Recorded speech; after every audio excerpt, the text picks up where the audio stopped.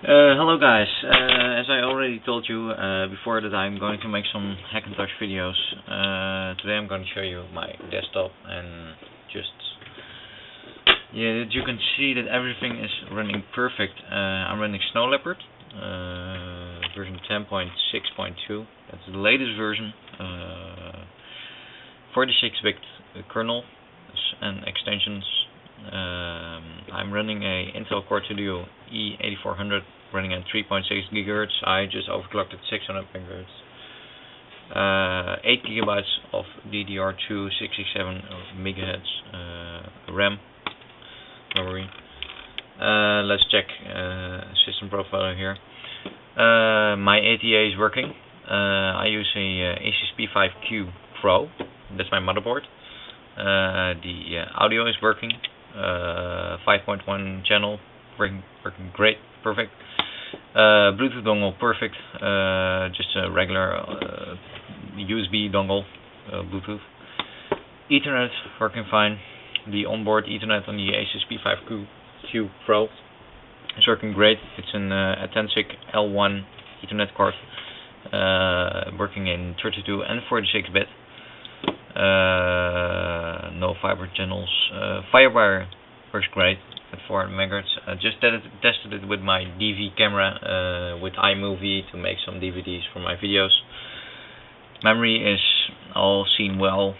Unknown manufacturer, but that's okay.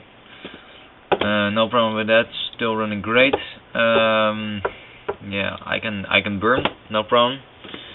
I got a DVD burner and a DVD reader, both SATA plugged, SATA, SATA 2 of course. As you can see on my serial 88 drives, I got 3 serial 88 drives. I got Windows on one 500 gig and some data on the other 500 gig.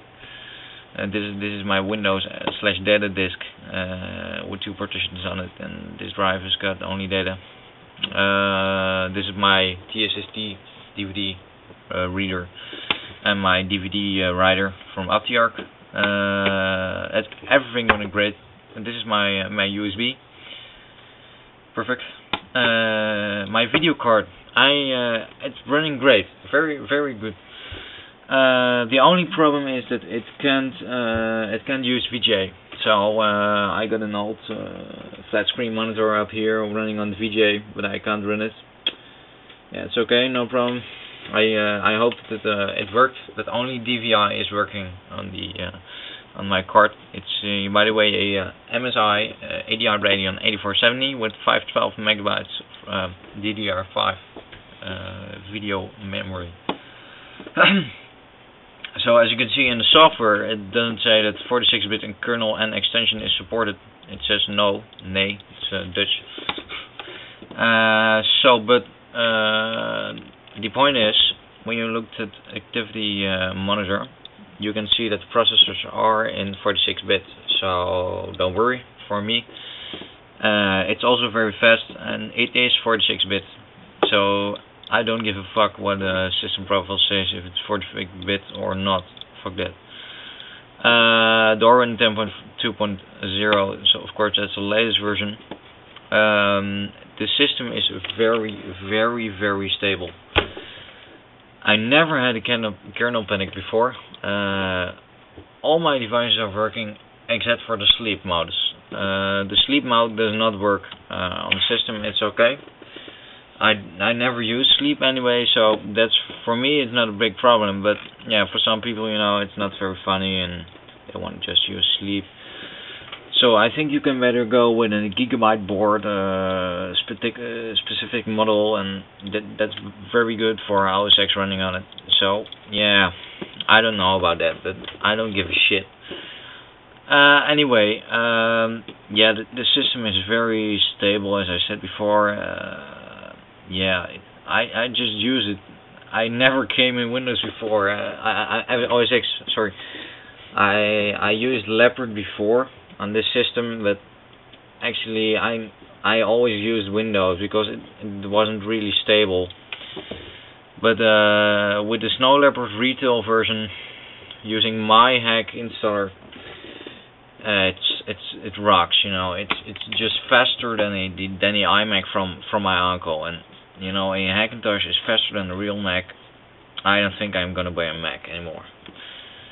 So yeah, it's Quartz Extreme and Core Image. Of course, you can't see it anymore in Snow Leopard, but I know it works, because when you go to dashboard here and you add another gadget, you can see the water effects around the gadget, and then you know that it's Quartz Extreme or Core Image. Don't know which one is supported. So and they also say on some forums from Hackintoshes that when they say rotation in the video card, the section of the system profile, it says supported on rotation. Everything will work great, and of course everything is recognized also. So for me, actually, also the video, the audio, and the internet is the most important thing for me to run a Hackintosh. A little bit, just play with it. But you know, as I said before, I never came in Windows 7 before. Anymore, sorry. I also installed it, of course, running dualboot. But I just want to use OSX. I more prefer it. You know, it's much better for me. I also run Parallels just for fun. Also checking if the system is stable. And I run Windows 7 inside the Parallels. What's very cool with Parallels version 5.0, you can actually run Arrow interface on virtual machines like Windows 7 and Windows Vista. They support Arrow interfaces, so the virtual graphics card is more it's more powerful, you know, and of course it sucks more RAM memory, but yeah, it's okay. It's nice. For me, no problem. I got a good system, I think.